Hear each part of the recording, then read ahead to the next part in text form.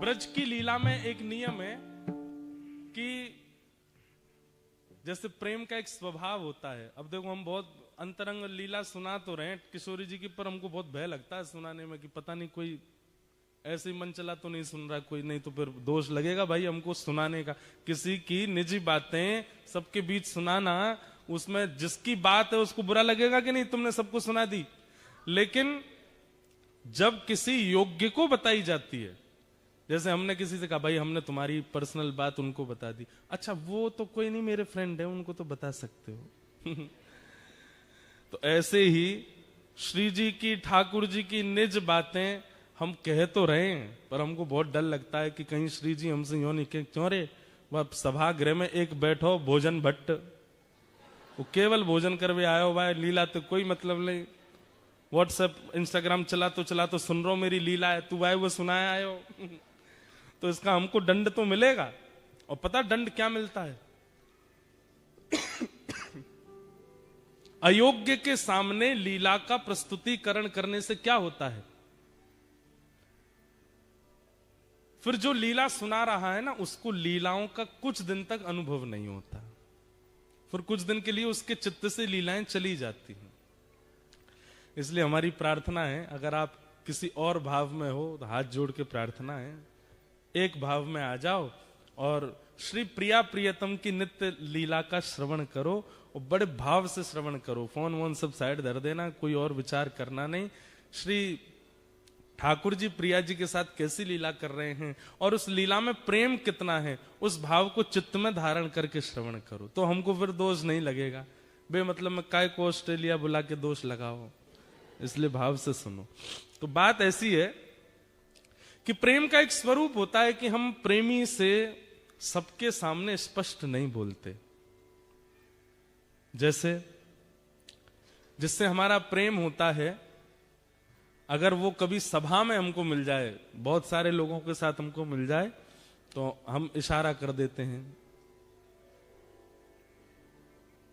वो एक शायरी जैसी है, हाँ, नजर से नजर ने मुलाकात कर ली, रहे दोनों खामोश और बात कर ली। बस आंखों से ही हो जाती है कि ऐसे। जो भी आप लोग स्त्री पुरुष ही मत समझना, कभी कभी भाई भाई भी कर लेते हैं इशारों में बात। जैसे घर में मेहमान आते हैं, मम्मी ने समोसे मंगाए, बच्चों से कही भटक मत जाना इसके पास में, वो फूफा जी आ रहे हैं लंदन वाले, वो खाएंगे। बच्चे कह रहे, हे फूफा जी आप पेट भरे आना, खाना नहीं छोड़ जाना, तो हमको तो भी मिल जाएंगे। बाल्यकाल में बच्चों के संग ऐसे ही होता है। तो जैसे ही फूफा जी आते, बच्चे बड़े अच्छे, फूफा जी आ गए, आपके लिए समोसे बनाए मम्मी ने, बैठो। फूफा जी बैठ गए। अब जैसे फूफा जी चाय पी रहे हैं, लड्डू खा रहे हैं, समोसे नहीं उठा रहे, तो दोनों भाई इशारा करते हैं, अब तो हमको मिलेंगे, अब तो हमारे हो जाएंगे। तो ऐसे प्रेम का एक स्वरूप होता है कि आप इशारे में ही अपने प्रेमी को स्थिति बता देते हो। श्री जी और ठाकुर जी सदा भीड़ में ही रहते हैं। क्यों? श्री जी के संग 8 सखी रहती हैं और ठाकुर जी के संग 8 सखा रहते हैं। तो अपनी निज बातें कैसे हों? तो श्री जी इशारा कैसे करती हैं? अपने श्रृंगार से ठाकुर जी को इशारा करती हैं। अगर श्री जी ने नीली ओढ़नी पहनी हो, तो मानो ठाकुर जी को संकेत कर रही हैं कि इस बार की पूर्णिमा पर, इस बार की पूर्णमासी पर कोई नीला तालाब, नीला सरोवर, वहां मिलेंगे, वहां लीला करेंगे, वहां रास विहार करेंगे। फिर ठाकुर जी नीले ओढ़नी से तो समझ गए कि भाई जो है कहीं श्री जी सरोवर का संकेत करें। काली ओढ़नी हो, वैसे तो काली शाम ओढ़नी ठाकुर जी ही धारण करते हैं, लेकिन कभी कभी श्री जी धारण कर लेती हैं, तो ठाकुर जी समझ जाए, ओहो काली ओढ़नी मतलब अमावस्या, चंद्रमा नहीं होना चाहिए। और फिर काली ओढ़नी हो, उसमें थोड़े थोड़े सितारे जैसे जड़े हों, तो ठाकुर जी समझ जाते हैं कि द्वितीया तृतीया का चंद्रमा हो जिसमें तारे टिमटिमा रहे, उसमें मिलने की आज्ञा कर रही हैं। ऐसे किशोरी जी संकेत करती हैं।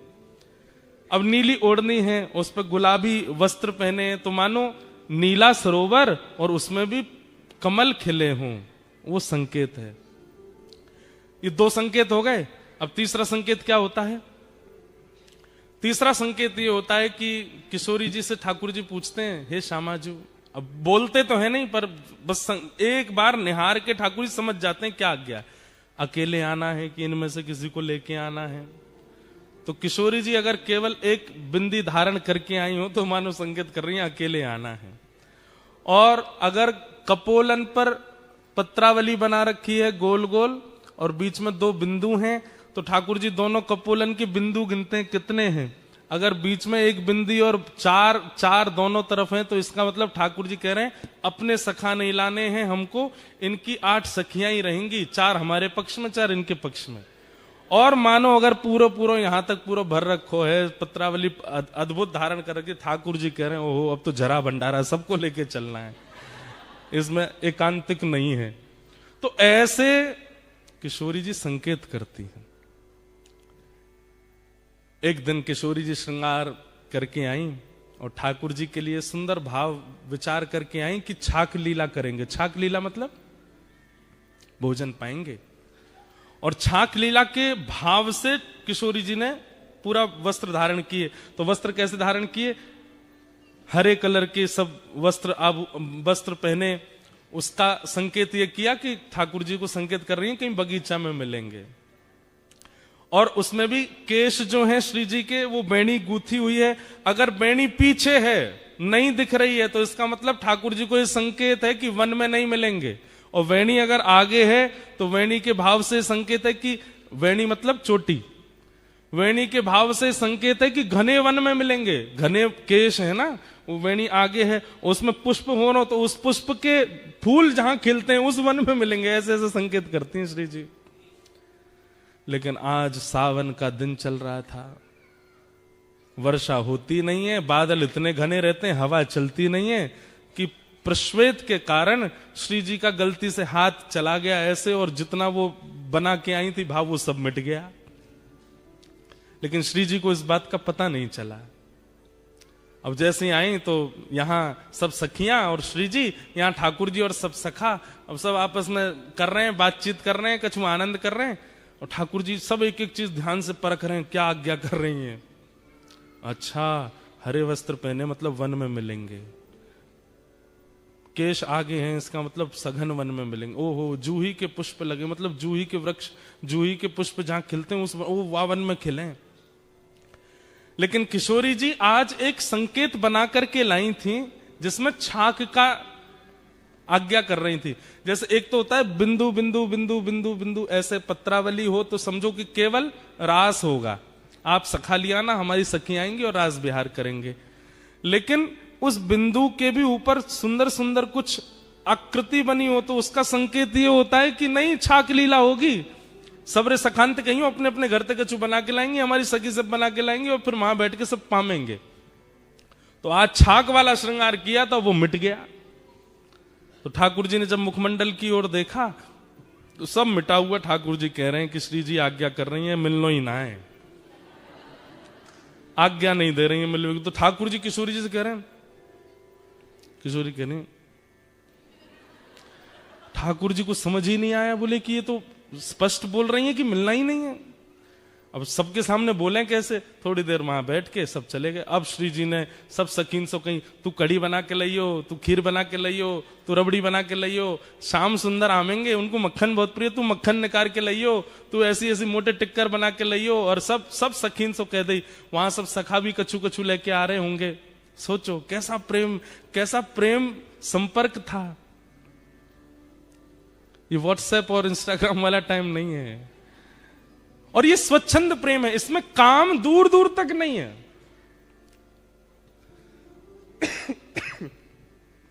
संध्या के समय आज सुबह से सब सखीन ने अपने घर में सुंदर सुंदर प्रसादी बनाई और संध्या के समय श्री जी आ गई बगीचे में। जैसा जैसा संकेत जहां का किया था उसी बगीचे में, उसी पुष्प के वन में आकर के श्री जी आके विराज गई। अब प्रतीक्षा कर रही हैं, ठाकुर जी आ रहे होंगे, ठाकुर जी आ रहे होंगे। अब जब ठाकुर जी विलंब करते हैं ना तो ललिता विशाखा ठाकुर जी की बुराई करने लग जाती हैं। अरे श्री जी तुम भी यार छलिया के चक्कर में पड़ गई हो, जे ऐसा ही है। तो श्री जी को और पीड़ा होती है कि उनकी बुराई मत करो।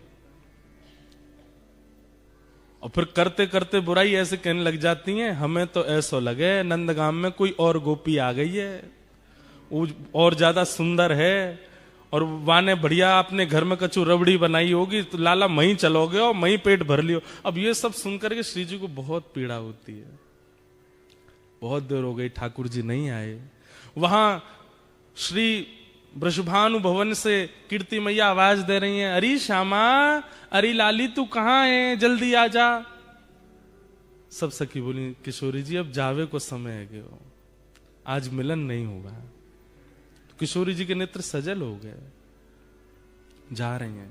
और रास्ता में अब पूरे निर्णय कर लिए, आन दो कल, अब नहीं मिलूंगी इनसे, आज के बाद कोई संकेत नहीं करूंगी, आज के बाद कभी नहीं मिलूंगी, और आज के बाद यूं करूंगी त्यों, सब मन में विचार कर लियो। क्रोध में जाकर के जितनी सामग्री बनाई वो पाई भी नहीं। रात्रि में विशाखा ललिता दोनों सेज सजा रही हैं श्री जी का। तब श्री जी आज्ञा करें, ये जितनी सामग्री बना के लाए हो ना, कुछ पाया तो नहीं? बोले नहीं, कुछ भी नहीं पाया, सब धरो। श्री जी आपने भी नहीं पाया, पालो। बोले नहीं, सब बंधवा के। और हमारे बरसाने में पूर्णमासी है, एक पूर्णमासी है, वो नंदगांव भी जाती है, बरसाने भी रहती है। बोले उसके हाथ सब भिजवा दो नंद भवन, वही वही वही के यहां भिजवा दो, लाला पाले को। क्रोध में जैसे किसी ने आपके लिए बढ़िया घर में व्यवस्था करके रखी, आप नहीं गए तो वो फोटो खींच के भेजता है, ले ये सब करके रखा था मैंने तुम्हारे लिए, फूल मंगा के रखे थे, ये करके रखा था, तुम आए नहीं। तो वो कितना भारी लगता है।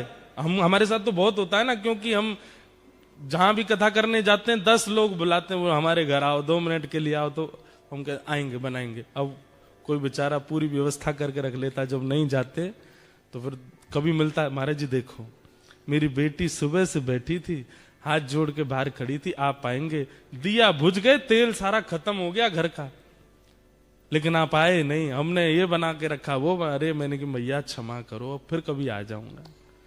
तो ऐसा होता है। तो उसी भाव से श्री जी ने 56 भोग भिजवाए ठाकुर जी के पास। पूर्णमासी आई ठाकुर जी के पास आके बोली, लाला इतकुआ।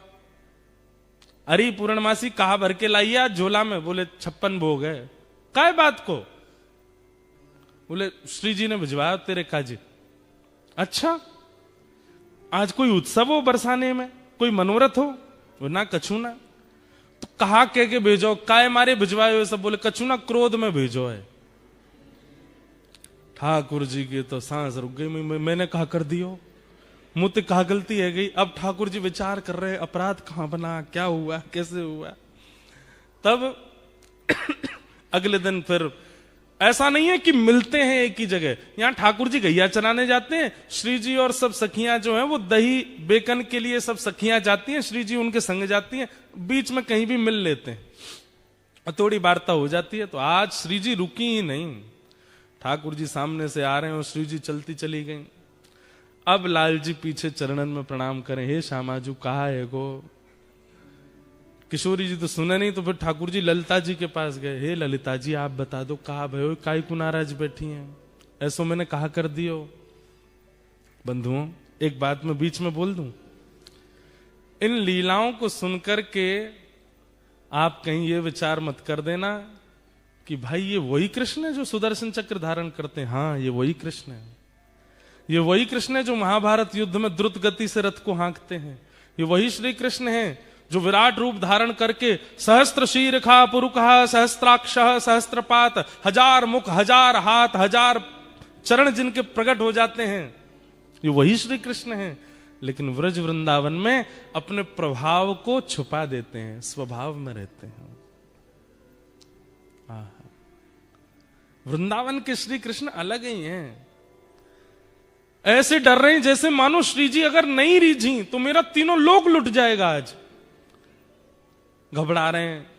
ललिता जी कह रही हैं हम तो तभी बताएंगे। बोले कब? बोले पहले विशाखा की चरण दबा के आओ, जाओ। ठाकुर जा रहे, अरे विशाखा तू तो बड़ी अच्छी है। नहीं नहीं, तुम गोबर चुट्टी बोल रहे थे मुझे उस दिन। नहीं ना, आज के बाद लाए बोलूंगा। बोल कहा बोलोगे? अरे तू तो रानी है, तू तो महारानी है। अरे विशाखा तू तो ऐसी है, तेरी भलैया ले लूं। नहीं आरती करो। बोले आरती करता हूं, तू जो कहेगी सो करूं। यूं बता दे श्री जी नाराज काहे क्यों है? सबरी गोपी अपने अपने काम करवा ले ठाकुर जी थे। अच्छा लाला तो एक काम कर, वो ऊपर गोबर उपला थापिया जा। ठाकुर जी गोबर थापने, अरे तू बता दे बस काय बात ते नाराज है। जब खूब थक जाते हैं ठाकुर जी भी, तब बोले वादना श्री जी ने संकेत कियो, छाक लीला को संकेत कियो। रात में सब सामग्री बना के हम वन में प्रतीक्षा करती रही, ना आयो सखान को लेके। ठाकुर जी बोले कब? बोले परसों। बोले कैसे कियो संकेत? बोले पत्रावली बनी, पत्रावली में ऊपर ऊपर सुंदर सुंदर आकृति बनी, छाक लीला को संकेत कियो और नहीं आए तुम। अरे मैं तेरी सौगंध खा के कह रहा हूं, अब मेरी सौगंध मत खावे, मोए अभी जीनो है। ठाकुर जी बोले अरे तू जाकी के बाकी सौगंध खा के कह रहा हूं, मोए ना दिखे। ललिता विशाखा जी बोली नहीं नहीं हमें सब पता है, नंदगाम में कोई गोपी आई है, वाने रबड़ी बनाई, वाके घर। अरे तू जो कहेगी सो करूंगा, सौगंध खा के करूंगा, ऐसा कोई बात ना है, मो संकेत पतो नहीं चलो। तब ललिता विशाखा बोली अब तो श्री जी को मनावे के काजे कोई योजना करनी पड़ेगी। ठाकुर जी बोले कहां करूं? तभी वन में देखी कि दो वृक्ष और दोनों वृक्षन से एक बेल निकल करके, एक वृक्ष की बेल निकल के दूसरे वृक्ष पे जा रही है। ऐसी एक डाल है, हमारे ब्रज में आज भी ऐसी डाल हैं, और केवल ब्रज में ऐसी डाल हैं जहां वास्तविक स्वाभाविक झूला बने हुए हैं। ठाकुर जी ने वो जैसे ही देखो, ठाकुर जी बोले अब एक तरीका है। बोले कहा? बोले या कुछ झूला बनाऊंगा। ठाकुर जी ने सुंदर झूला सजायो, वहां पे पाटो लगायो, सुंदर वहां पे एक गद्दा बिछा दियो, वहां पे सुंदर पोशाक धर दी, इत्र आदि लगा दिए, सुंदर तैयारी करके बिल्कुल झूला झुलावे की। श्री जी झूला का एक स्वरूप है, जिनके घर पे है वो जानते होंगे। कितनी भी टेंशन में आप बैठे हो, कितनी भी दिमाग में कुछ भी चले, झूला पे जाके बैठ जाओ, आप बिल्कुल शांत हो जाओगे। जैसे झूला आगे पीछे झोटा लेगा ना, आपका मन अपने आप प्रसन्न हो जाएगा। और या फिर ऐसा कहो प्रसन्न व्यक्ति ही झूला पे बैठता है। अब प्रसन्न व्यक्ति झूला, उसको कहो झूला पे, अरे मुझे नहीं बैठना, बैठो ना झूले पे। झूले पे वही बैठता है जो प्रसन्न हो। या फिर अप्रसन्न को बैठा दोगे तो उसका जितनी भी अप्रसन्नता है वो चली जाएगी। ये झूले का स्वरूप है। तब झूला तैयार करके तब श्याम सुंदर गए। ऐसो मान नहीं कीजे हठ छोड़िए अली, ऐसो मान नहीं कीजे हठ छोड़िए अली। सब लोग गाओ। ऐसो मान नहीं कीजे हठ छोड़िए अली, ऐसो मान नहीं कीजे हठ छोड़िए अली। तू तो परम सयानी वृष भानु की नली, तू तो परम सयानी वृष भानु की नली। तू तो परम सयानी वृष भानु की नली। तू तो परम सयानी वृष आओ। भानु की नली। हे झुक आए बदरा, गिर आए बदरा, झुक आए बदरा गिर आए बदरा। झुक आए बदरा, गिर आए बदरा, झुक आए बदरा गिर आए बदरा। ओ राधे झूलन पधारो, घेर आए बदरा, राधे झूलन पधारो। गिर आए बदरा। ओ श्यामा झूलन पधारो, गिर आए बदरा। श्यामा झूलन पधारो गिर आए बदरा। बोलो झूला बिहारी बिहारणी सरकार की।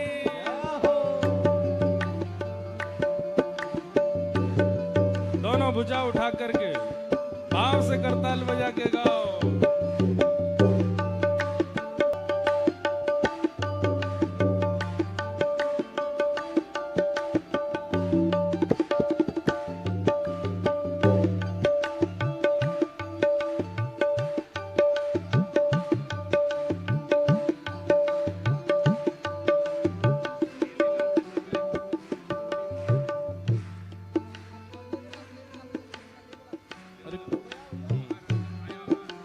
जब ठाकुर जी ने खूब मना ली, श्री जी नहीं मानी, तो फिर अब ललिता विशाखा भी, उनको भी दया आ गई, अरे श्याम सुंदर इतना मना रहे हैं, श्री जी नहीं आ रही हैं। तब ललिता जी जाती हैं और किशोरी जी से कहती हैं, हो तेरो रसिक प्रीतम मग जोवत खड़ो, तेरो रसिक प्रीतम मग जोवत खड़ो। ब्रजभाषा है, समझ आ रहा है। ललिता जी कह रही हैं, अरे ये रसिक प्रीतम श्याम सुंदर आपकी बाट निहार रहे हैं, आपको ठाकुर जी दूर जाके झूला के पास बैठ गए। किशोरी जी कह रही हैं कि ठाकुर जी तो कह लो खुद ने बनाया और झूला खुद ही झूल लेंगे। तो ठाकुर जी संदेशा भिजवा रहे हैं, बोले जब तक श्री जी प्रसादी नहीं करेंगी तब तक ना बैठूंगा, पहले श्री जी प्रसादी कर दें तब बैठूंगा मैं। तो तब ललिता विशाखा समझा रही हैं, तेरो रसिक मृतम मग जोवत खड़ो, तेरो रसिक प्रीतम मग जोवत खड़ो। वह तो दो कर जोरे,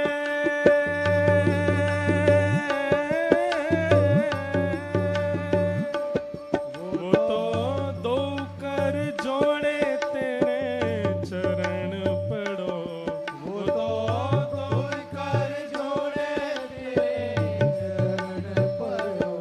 वो तो दो कर जोड़े तेरे चरण पड़ो, वो तो दो कर जोड़े तेरे चरण पड़े।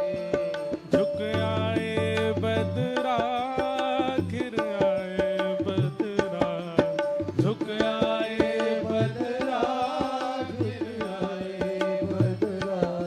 झुक आए बदरा गिर आए बदरा, झुक आए बदरा गिर आए बदरा। हे श्यामा झूलन पधारो गिर आए बदरा, श्यामा झूलन पधारो गिर आए बदरा।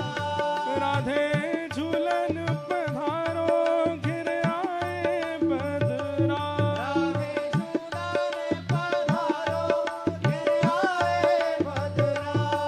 राधे झूलन पधारो गिर आए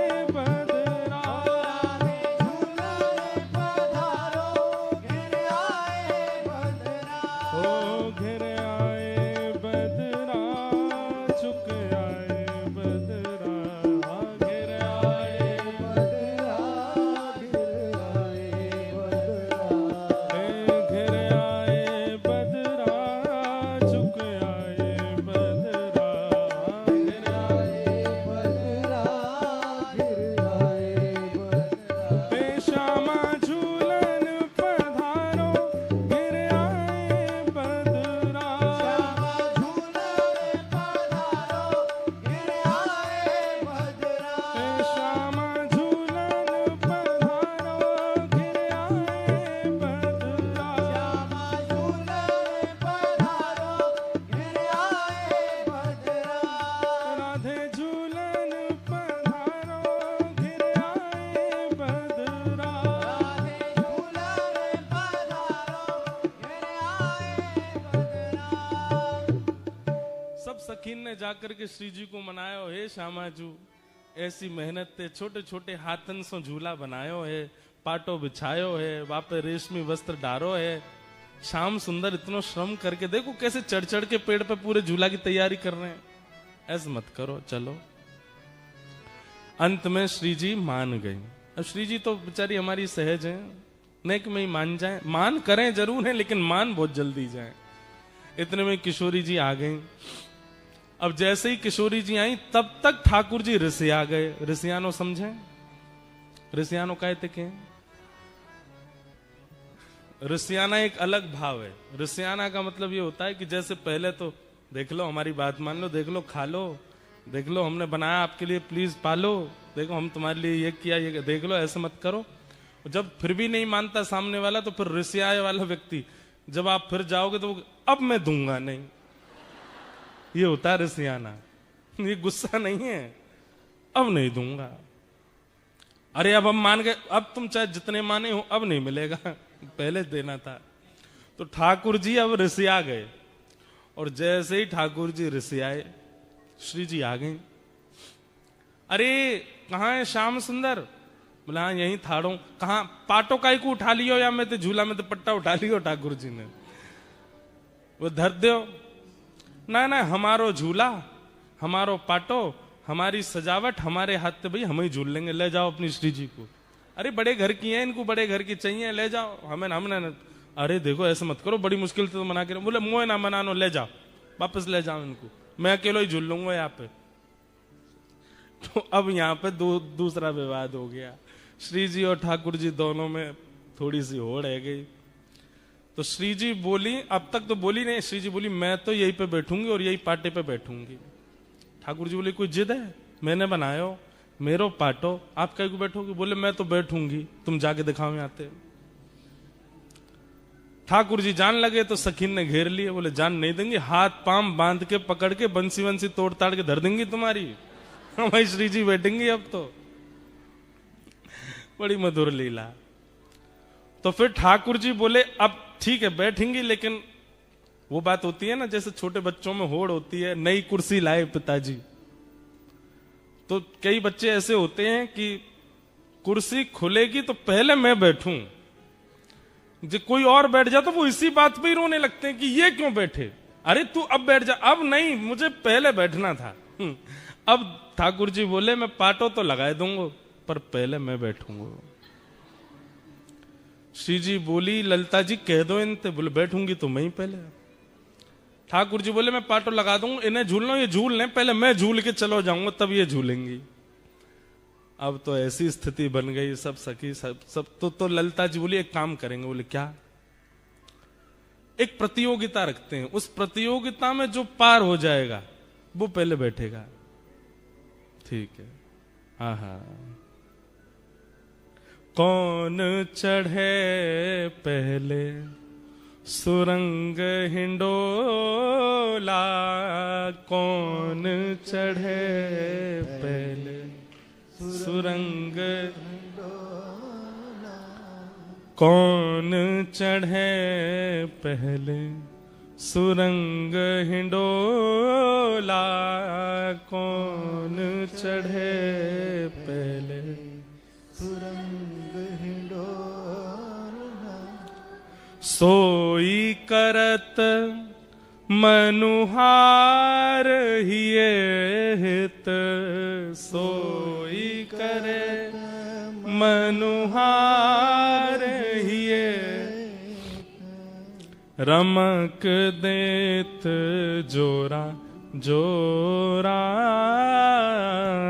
रमक देत जोरा जोरा।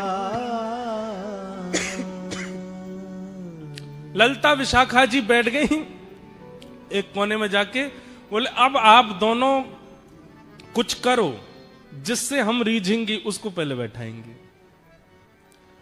तो किशोरी जी बोली मैं बाद में करूंगी, पहले इनते करवाओ, ये जो करेंगे उसका काट मैं करूंगी। तो ठाकुर जी बैठ गए तुरंत और कहा करन लगे, गावत राग तान मधुर स्वर, गावत राग तान मधुर स्वर, गावत राग तान मधुर स्वर, गावत राग तान मधुर स्वर। और कैसा गा रहे हैं? कोटि काम चित चोरा। ये श्री हरिराय महाप्रभु जी का पद है, उनकी छाप पदों में होती है रसिक प्रीतम। एक पद हम गाते हैं कथा में, तलेटी गोवर्धन की रहिए, नित प्रति मदन गोपाल लाल के चरण कमल चित लइए, तन पुलकित ब्रज रज में लोटत गोविंद कुंड में रहिए, रसिक प्रीतम हित चित की बातें श्री गिरधारी जी सो कहिए। एक दूसरा पद हम गाते हैं, नैनन में ही राखूं पिया तो है, तुमरी एक रोम की छवि पर जगत वार सब लाखूं, रसिक प्रीतम संगम की बातें काहू सो नहीं भाकूं।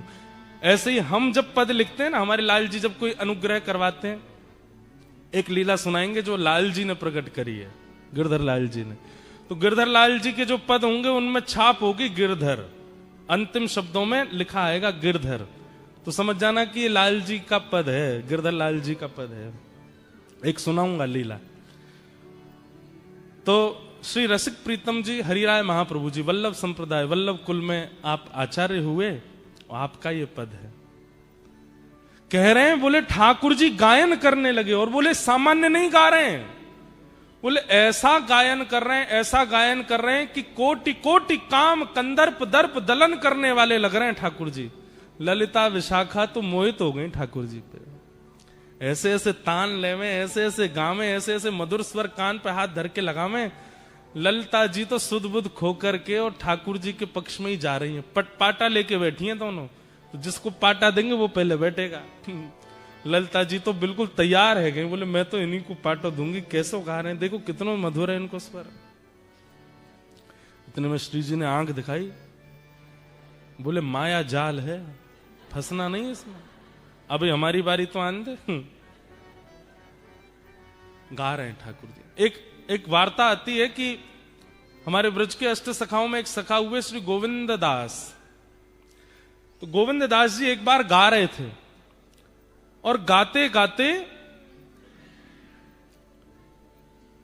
गाते गाते सामने गुसाई जी बैठ के सुन रहे थे। तो गोविंद दास गाते गाते गाते गाते ऐसे करें, ढंग से गाओ, ऐसे नहीं करो, चलो प्रेम से गाओ। तो सामने बैठे गुसाई जी बोले, किसको डांट रहे हैं, ये बगल में कोई बैठा तो है नहीं, लाला ऐसे नहीं ऐसे गाओ। तो फिर गुसाई जी पूछ पड़े, हे गोविंदा तुम किससे बात कर रहे हो? तो गोविंदास जी बोले, गुसाई जी आपके मंदिर को लाला है, मैं जब जब गाऊं निकर के आ जाए, मेरे बगल में आके बैठ जाए, और फिर कान पे हाथ धर के मेरे पीछे पीछे गावे, लेकिन बड़ा उद्यमी है, मैं जैसो स्वर लगाऊं वहां में एक स्वर अपनो लगा के गावे। तो समझा रहा हूं लाला, ऐसे मत गावे। तो गोविंद दास की बात सुनकर के गुसाई जी के नेत्र सजल हो गए। बोले ठाकुर जी बैठे हैं? बोले हाँ। कैसे गा रहे हैं? बोले ऐसे गा रहे हैं। बोले मुझे दिखाई नहीं दे रहे ठाकुर जी। अरे रुको मैं कहूं इनते अभी दिख, नहीं नहीं नहीं, उनको संकोच मत कराओ, वो सहज हैं, उनको जैसे सहज हैं बैठने दो, मेरी वजह से उनको संकुचित मत करो। पर मुझे बस इतना बताओ, ठाकुर जी गाते हैं तो उनका स्वर कानों को कैसा लगता है? गोविंद दास वर्णन कर रहे हैं, बोले आहा, जब श्याम सुंदर गाते हैं ना, बोले जैसे कभी नदी के किनारे खड़े हों और बिल्कुल शांत वातावरण में नदी की धीमी धीमी स्वर लहरी कानों को सुख देती है। कभी पहाड़ों पर खड़े हों तो पहाड़ों का शांत वो स्वभाव कभी कभी एक ओजमयी वाणी बनकर के कानों को लगता है। सुबह सुबह सूर्य उदय होते समय पेड़ों पर बैठी हुई पक्षी पशु जब चहकती हैं, पक्षियां, कोयल चहकती है, उनका स्वर जैसे सुंदर लगता है। घने बादल हो रहे हों और उस समय वन में मोर कुहुक रहा हो और उसकी वाणी सुंदर हृदय को आनंदित कर देती है। मतलब प्राकृतिक जो स्वर है वो स्वर जितना सुख देता है, उस स्वर को भी, उस प्राकृतिक स्वर को भी 1000 गुना, लाख गुना, करोड़ गुना कर दिया जाए, वैसा सुख ठाकुर जी के स्वर में मिलता है। ठाकुर जी जब गाते हैं तब इतना सुख होता है। लेकिन बोले लेकिन जब हमारी किशोरी जी गाती हैं तो ठाकुर जी भी फीके लगते हैं। किशोरी जी के सुर के आगे तो ठाकुर जी को सुर भी ना चल पावे। हमारी लाडली जी तो उनसे भी आगे है। तो ठाकुर जी ने अपनी सबरे जोर लगा दिए, पहले झूला पे बैठे को खूब गा दिए, ऊट पटांग जैसा उनको भाव आयो गा दियो। अब बारी आई किशोरी जी की। आहा, ठाकुर जी बोले, देखो श्री जी कैसो गायो मैंने, अब गा के दिखाओ।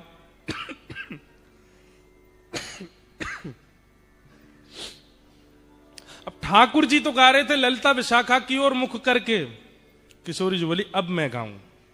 किशोरी जी बैठी ठाकुर जी की तरफ मुख करके, सामने ठाकुर जी बैठे हैं और किशोरी जी उनकी आंखन में आग डाल करके, और जैसे ही गानो प्रारंभ कियो, श्री जी को पहलो स्वर लगते ही ठाकुर जी तो मंत्रमुग्ध है गए और ललिता जी के पास जाके बोले पाटो दियो, और पाटो ले जाकर के लगायो। श्री जी गा रही हैं, अपने अंक में श्री जी भर के उठाए ली और ले जाकर के पाटे पे विराजमान कर दी है। की जय। रसिक प्रीतम यह होड़ पिया परी, रसिक प्रीतम यह होड़ प्रिया। और फिर क्या कर रहे हैं ठाकुर जी?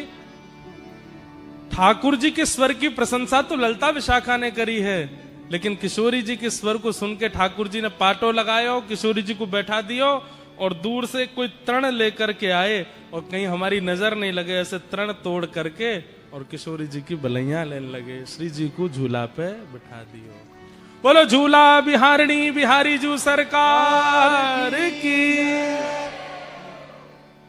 रसिक प्रीतम यह होड़ प्रिया परी, रसिक प्रीतम यह होड़ प्रिया परी। रीझ देत तृण तोड़े,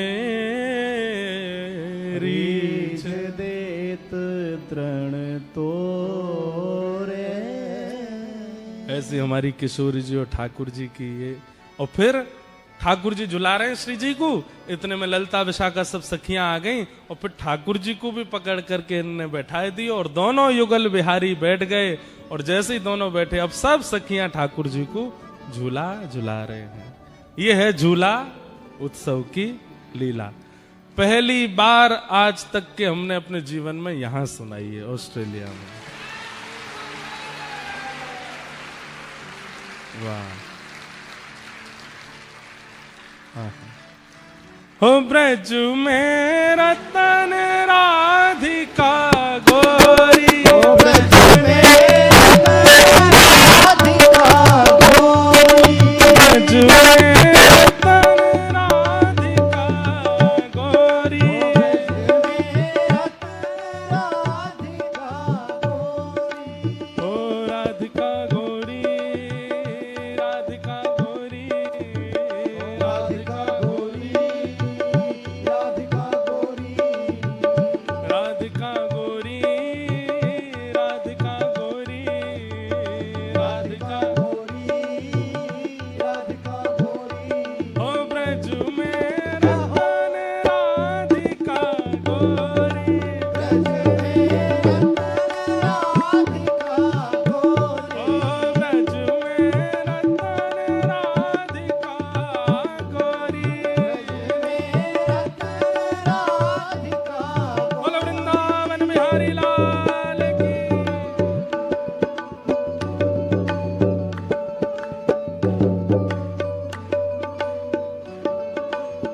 बोलो वृषभानु दुलारी की। अरे जय हो ने जोर तो बोलो, बोलो वृषभानु के जमाई की।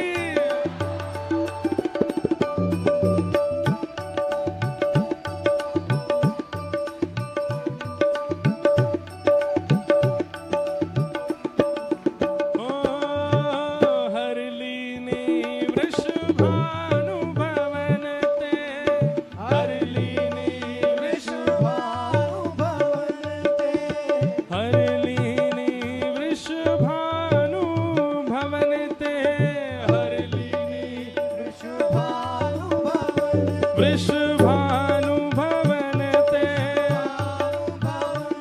वृषभानु भवन ते, हरलीनी वृषभानु भवन ते, हरलीनी वृषभानु भवन नंद सुवन की जोड़े, नंद सुवन की जोड़ी, ओ नंद सुवन की जोड़ी, नंद सुवन की जोड़ी। हो ब्रज में नग जय हो जोर की हो ब्रज में, हो ब्रज में रतन राधिका गोरी, ब्रज में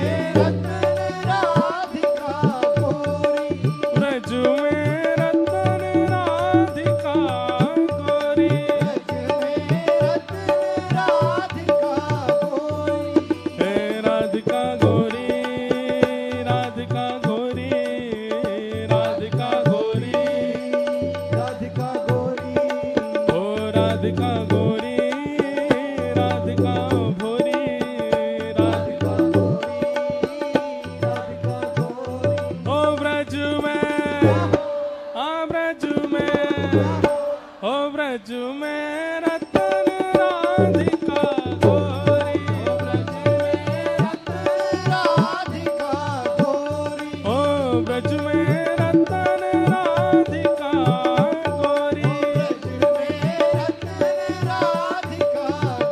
बोल वृषभानु दुलारी की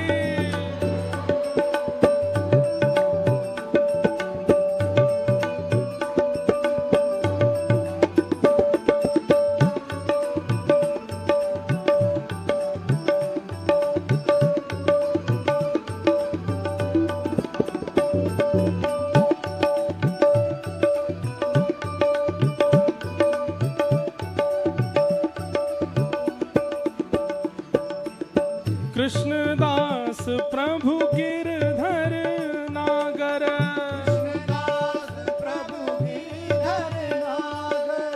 कृष्णदास प्रभु गिरधर नागर हे प्रभु गिरधर नागर प्रभु गिरधर नागर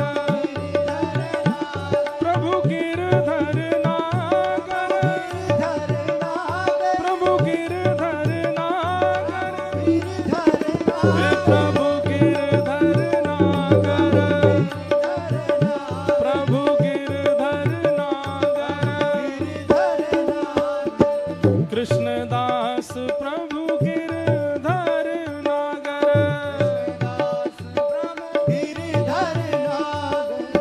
नागरी नवल किशोरी नागरी नवल ओ नागरी नवल किशोरी नागरी ओ ब्रज में ओ ब्रज में ओ ब्रज में रतन राधिका गोरी ओ ब्रज में रतन राधिका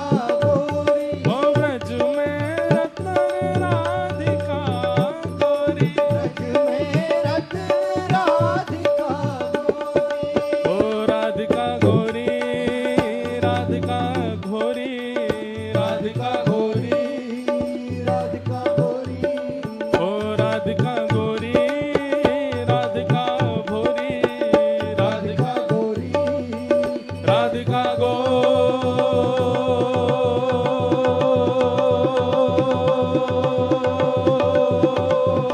गोरी ब्रज में अभी आवाज नहीं आ रही है आपकी राधिका गोरी राधिका गोरी राधिका गोरी राधिका गोरी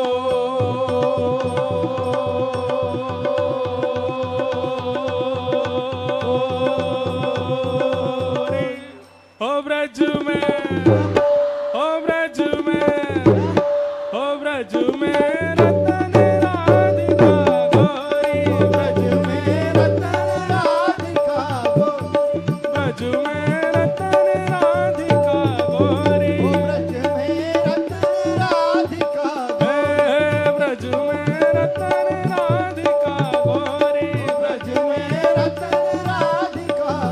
जय राधे राधे श्री राधे राधे जय राधे राधे श्री राधे राधे जय राधे राधे श्री राधे राधे जय राधे राधे श्री राधे राधे राधे राधे श्री राधे राधे जय राधे राधे श्री राधे राधे जय राधे राधे वृषभानु दुलारी बरसाने वारी श्री कृष्ण प्यारी हरिदास दुलारी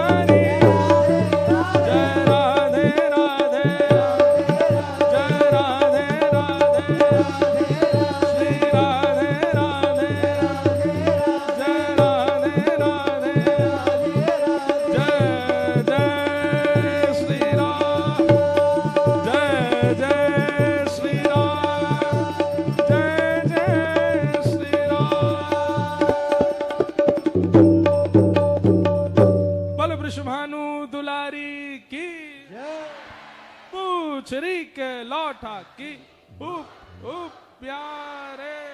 क्या बात है वंशी वारे, शाबाश। बैठ जाओ। हरिलीनी वृषभानु भवन ते, हरिलीनी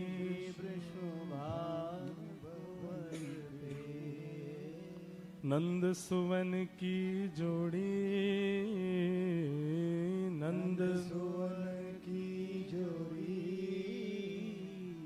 कृष्णदास प्रभु गिरधर नागर, कृष्णदास प्रभु गिरधर नागर, कृष्णदास प्रभु गिरधर नागर, कृष्णदास प्रभु गिरधर नागर, ओ नागरी नवल किशोरी, नागरी नवल किशोरी, ओ ब्रज में रतन राधिका गोरी, ब्रज में रतन राधिका गोरी। ऐसे हमारी किशोरी जी और ठाकुर जी। ये अब हमारी बात ध्यान से सुनो। ये जो लीला सुनी है, इस लीला का चिंतन कीजिए और चिंतन करने के बाद आप नाम जप में बैठिए। अब इसी लीला का और विस्तार सोचिए। जैसे अभी इतनी लीला हमने सुना दी, अब इस लीला में और आप विचार करो और क्या हुआ होगा और कैसे रहा होगा। एक बार में नहीं आएंगे विचार, और मनगणित विचार नहीं होने चाहिए, और कुछ भी सोचने लग जाओ, ऐसा नहीं। ऐसा विचार, जिस विचार के चिंतन से आपके नेत्र सजल हो जाएं, आपके रोंगटे खड़े हो जाएं, तब समझना कि जो आपने विचार किया है, जो आपके चिंतन में भाव आया है, वो हुआ है, तभी आपको स्पर्श कर रहा है। इसी को कहते हैं हमारे ब्रज के भाव में मानसी भक्ति। कौन सी भक्ति? हाँ, ये ऐसे आसानी से नहीं आती है। इसके लिए खूब नाम जप करना पड़ता है, खूब साधन करने पड़ते हैं, खूब हृदय को पवित्र करना पड़ता है, तभी ये लीलाएं हृदय में प्रकट होती हैं। और हृदय से, ये कोई पड़ी हुई लीला नहीं है कहीं से, ये मानसी की लीला है, मानसी की लीला है, मानसी के भाव है। और ये सबके सामने बताने के नहीं होते हैं। हमने बोल दिया है, आपने सुन लिया है, अब आप विचार करके इसको हृदयस्थ रखना। जो लोग कहते हैं हमारा मन बहुत भटकता है, हमें मन में एकाग्रता नहीं आती, हमारा चिंतन नहीं बन पाता, नाम जप में निष्ठा नहीं बन पाती, करो ऐसी लीलाओं को चिंतन करो, और इन लीलाओं के चिंतन से मन एकाग्र होगा। आप अनुभव करेंगे लीला का चिंतन करके, और फिर नाम जप में बैठिए, कितनी देर नाम जप हो जाएगा और कितनी माला हो जाएंगी आपको पता ही नहीं चलेगा। आप क्या है, नाम का ध्यान करके और मालाओं की गिनती करते हो, इसलिए मन नहीं लगता। मन को लीला में पहुंचा दो और बुद्धि और मुख से नाम जप में लग जाओ, तब वो नाम जप अथा होता है। फिर ये लीलाओं का प्रकाश होता है, सुंदर सुंदर भाव प्रकट होते हैं। तो ये लीला प्रकट की है आज कथा में। हरि बोल, हरि हरि बोल।